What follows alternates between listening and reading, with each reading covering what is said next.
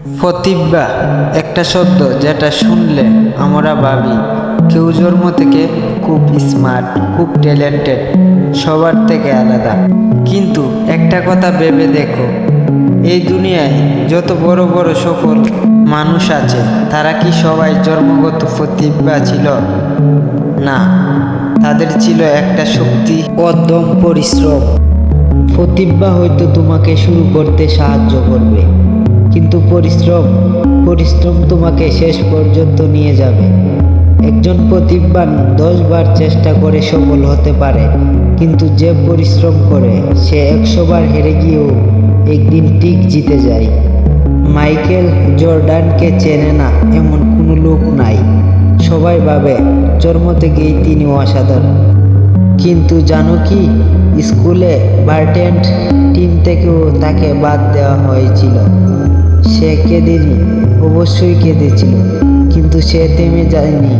প্রতিদিন সে অনুশীলন করত, এমনি কি অন্যদের চেয়ে দ্বিগুণ, কারণ সে জানত পরিশ্রমী সাফল্যের দিকে নিয়ে যাবে।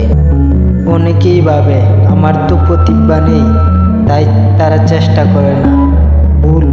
প্রতিভা না থাকলেও তুমি জিততে পারো যদি তুমি পরিশ্রম করো।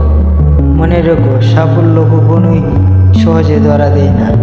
সে আসে শুধু তার কাছে যে সত্যিই লড়তে জানে। একটি ছোট গল্প বলি।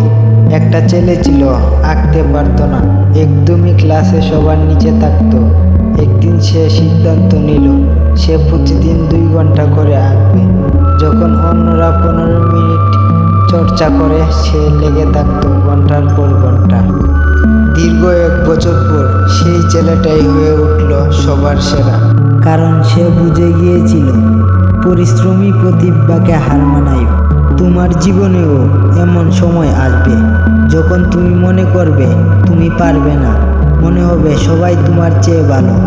তখন মনে রেখো, তোমার শক্তি হলো তোমার পরিশ্রম।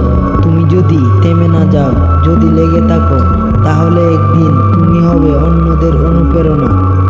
সফল ট্যালেন্ট দেখে না, সে দেখে কে কখনো হাল ছেড়ে দেই না।